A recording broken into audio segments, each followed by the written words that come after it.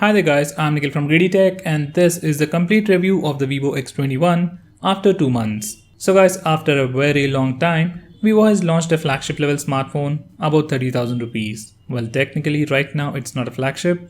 We have the new Vivo Next with far better specs launched few weeks ago. We will be covering that too, but for now, let's come back to this phone. Vivo has launched this phone exclusively online on Amazon.in at 36,000 rupees for 6GB of RAM and 128GB of storage, and it is the first smartphone to come with an in-display fingerprint scanner.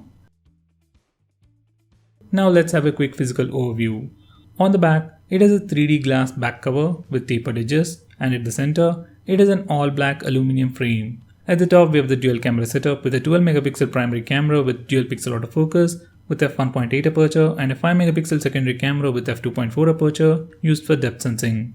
Following that is a single LED flash, Vivo branding, and at the bottom it says designed by Vivo. On the right side it has the power and volume buttons made of metal and have a nice clicky feel to them. Left side it is completely plain. At the top we have the audio jack and a mic. At the bottom we have the SIM card tray, micro USB charging port, a microphone and a speaker grill. Now on the front we have a massive 6.28-inch Super AMOLED display with Full HD Plus resolution in the new 19:9 aspect ratio with a display notch. Vivo calls it a full view display. It also has a Corning Gorilla Glass 5 for protection and the first ever in-display fingerprint scanner. Above the display, the notch houses a 12MP front-facing camera with dual pixel autofocus with f2.0 aperture, earpiece and some sensors. At the bottom, it is completely plain. Now the back is made of glass, it's reflective, looks and feels premium. It's a fingerprint magnet and it's slippery like other phones. But the best thing is the phone's weight. This phone weighs just about 156 grams and that's a pretty rare thing to see for a phone with a glass back. Just for a quick reference, OnePlus 6 has a glass back and weighs about 180 grams. Even the S9 Plus comes with a glass back and weighs about 190 grams. So in terms of premiumness and weight, this phone looks premium and also weighs less. Because of the new aspect ratio, phone feels very comfortable to hold and it's convenient to unlock the phone using the fingerprint scanner even single-handedly. So far I have been using it with a case. It definitely protects your phone from scratches, but it's simply not designed for drops. So if you're worried about dropping your phone, get a better case. Now coming to hardware, it comes with all the basic sensors including compass, a virtual gyroscope, Bluetooth 5.0, but it is missing NFC and FM radio. It is also missing an LED notification light, but we have features like ambient display and always on display to make up for it. Now coming to the fingerprint scanner, which is actually the most highlighting feature of this phone, here it is, at the bottom part of the display. This phone has a photoelectric fingerprint pad under the display and it is almost impossible to see it under the screen, so don't even bother looking at it. Just like the always on display, area near the fingerprint scanner always lights up so you can easily know where to place your finger. We have 3 different animations. I like the default one better. Now coming to its performance, yes it works, it looks awesome and definitely an eye grabber at least for a few more months. But this is just the beginning, so it's not super fast and most of the time, like at least 2 out of 5 times, it might fail. I have actually registered the same finger twice to improve the accuracy, but it still fails sometime. By the way, your finger needs to be clean and dry for it to work better. I have been using this phone for about 15 days with just the fingerprint scanner and most of the time, like 70% of the time, it works. So to wrap it up, it works, it is slightly slow and sometimes it might not work at all. Now this phone also has a super fast face unlock feature, maybe just as good as OnePlus 6 or maybe even better. In low lighting conditions, it uses a built-in infrared light sensor to compensate for the low light and still unlocks the phone pretty quickly. If you use face unlock feature along with the fingerprint scanner, most of the time your phone unlocks before it reads your fingerprint. It is that fast. So in all my usage, I turned off the face unlock feature. For some reason, if you don't like to use the fancy fingerprint scanner, use face unlock with raise to wake feature. It unlocks the phone in the most seamless way possible. Now we also have the navigation gestures just like the iPhone 10. You can swipe from the left to open the control center, swipe from the center to go home, swipe and hold for recent apps, and swipe from the right side to go back. I tried to use them. They're fun to play with for some time, but if you want to get things done quickly, they might make things a bit hard. Maybe you need to get used to it. I couldn't, so I went right back to the navigation buttons. Now the phone doesn't have any IP certification and it's definitely not water resistant, but the SIM card tray comes with a rubber waterproof gasket ring for some added protection. Now this is the SIM card tray. It supports dual SIM along with a hybrid SIM slot. This phone already has 128 GB of storage, but if you need more, you can always add in an SD card. I have used Airtel and Jio SIMs on this phone, and I didn't have any issues with call quality or signal reception. Now coming to the display, I personally love AMOLED displays, and I love this display even more. Ultra narrow bezels at just 1.66 mm, and the screen to body ratio is 90.3%, so that's almost as no bezels, and the display is huge. No matter what I do, whether it's watching a video on YouTube or playing a game, it gives me an immersive experience. It does have a small bezel at the bottom, but that's completely negligible. Viewing angles are great, sunlight legibility is also pretty good. I just wish it had a Quad HD Plus resolution, just like the S9 Plus. We have all the basic features like the double tap to wake, ambient display, even always on display that we can schedule it to turn on automatically only at a specific time. So display itself is pretty good, and you also get all the fancy features to make it even look more cooler. By the way, if you hate the notch, as of now there is no option to hide it, but we might get it with a future update.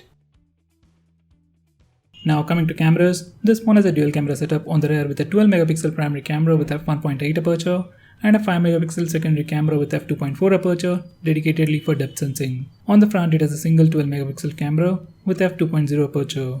Now the cameras on this phone are really good. They take great pictures, but sadly they're not the best in the price segment. Now these are some sample pictures. Rear cameras have good sharpness, good color reproduction and good dynamic range. Even the capturing speeds while taking HDR shots are pretty fast. Now HDR shots do look good, but they look a bit artificial as well. Now coming to the rear camera portrait shots, they simply look great. Even the dynamic range is pretty good. Unlike other phones, we can actually change the amount of blur effect we want before taking a picture and even after taking a picture. So that's another good thing. Now even in low lighting conditions, images are pretty good. They have good sharpness, good color reproduction, even the capturing speeds are pretty good. In some cases, colors have more contrast and are a bit saturated, but they still look pretty good. Now coming to selfies, even the selfies look pretty good themselves. Dynamic range is good, capturing speeds are good, but for some reason, color reproduction, especially with the reds, is way off the chart. In all these selfies, I was wearing a red t-shirt, but for that particular color reproduction is completely wrong. So in a way, selfies and portrait selfies are good, but color reproduction, especially with the reds, sometimes may be bad. Now coming to video recording, we can record video at 4K resolution and it also has electronic image stabilization and the footage is pretty stable. But sometimes there is a sudden frame drop. It might have something to do with electronic image stabilization. Anyway, overall the footage looks good, but not the best. Now this is a sample footage in low lighting conditions. So guys, this is the footage recorded using the rear camera of the Vivo X21 at 1080p resolution. Now I'm just gonna walk around, so check out the stabilization once again, as well as the noise cancellation offered by the phone. By the way, that's Nora. Now coming to the front camera video recording, footage is overexposed, subject looks good, but once again, reds are completely off the chart, while the greens in the background look great.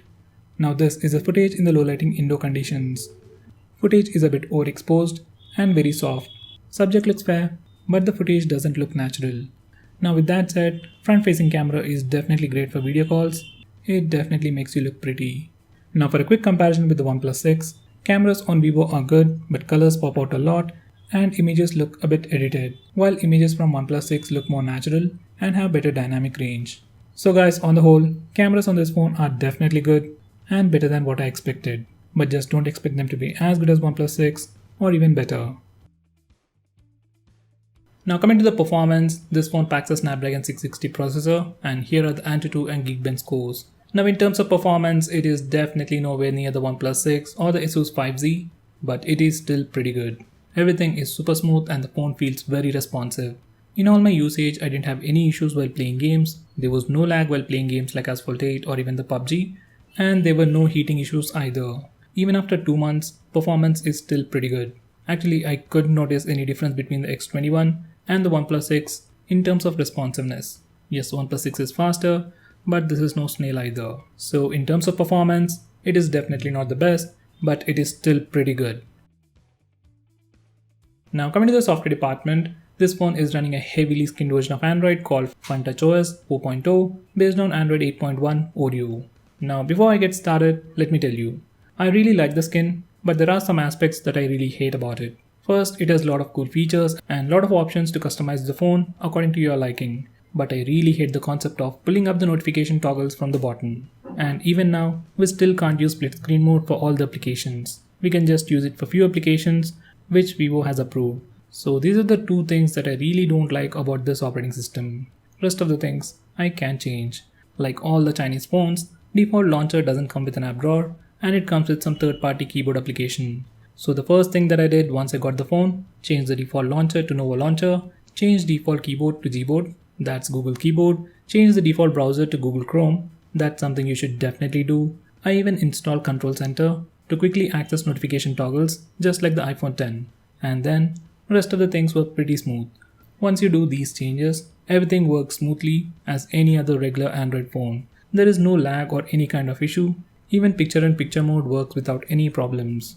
Memory management is good, that's to be expected with 6GB of RAM, but by default, once you lock the phone or keep it aside for some time, background applications like Control Center, battery monitoring apps, all get closed. We can fix it by allowing those applications to run in the background and allow auto start permission, but that needs some background knowledge. So if you're a new user, you might scratch your head every time an application gets killed. Now coming to the updates, it is getting frequent updates for camera improvements, bug fixes, and even security patches. Right now it has the latest June security patch. July should be on the way. So guys, to wrap it up, software experience is great if you're a basic user who doesn't care about background applications, and it's great even if you're an advanced user who knows how to tweak the phone. But if you're the middle guy, then you are in a big trouble. So check out my video on best features to know what all you can do with this phone. Now coming to the speakers, this phone has a single speaker at the bottom. It is pretty loud and clear, and it's great for media consumption like watching videos and even for basic tasks like calls, ringtones and alarms. This phone even has a dedicated AK4376A hi-fi audio chip along with Vivo's customized deep field technology that enhances vocals and amplifies bass. And the audio experience on headset is definitely better than the regular phones, and it is definitely better than OnePlus 6. We also get free earbuds in the box. They are good but not the best. So I'll recommend you to buy a better headset if you're an audiophile. Now coming to the battery department, this phone packs a 3200 mAh battery, comes with a micro USB charging port for charging, and also supports fast charging. It takes about 1.5 hours to charge the phone completely, but you get about 45% of charge in just about 1 hour. Even the battery life is pretty impressive. As I've said, I've been using it for 15 days, and even with the always display on, I still had 15 to 20% of battery life left by the end of the day. So even in the battery department, it's doing a pretty good job. So guys, to conclude, right now there are many phones out there that almost look the same and also do the same thing. Whether it's OnePlus 6, Asus 5Z, all come with a display notch and a mirror finish back with a lot of performance. But this phone offers you an in-display fingerprint scanner that no other phone, at least in the same price segment, offers. So if you're a normal user who wants to have the latest tech in your pocket, you can consider buying this phone. Cameras are good, you get ample of storage, 6GB of RAM, good performance, and a fancy fingerprint to show off. If you want my suggestion, I'll suggest you to consider the Vivo Nex as well. You'll get a complete bezel-less phone with an in-display fingerprint scanner and the Snapdragon 845 processor. So guys, what do you think about this phone? Are you hyped about an in-display fingerprint scanner? You like it or don't? Or are you waiting for a phone with an in-display fingerprint scanner in the budget segment? Do let me know by commenting below this video, and if you're planning to buy this phone, use the link in the description. It really helps the channel. If you want us to make any specific video, tweet out to us with the hashtag AskGreedyTech on Twitter and I'll try to make it as soon as possible. I'm Nikhil from GreedyTech signing off. Have a nice day.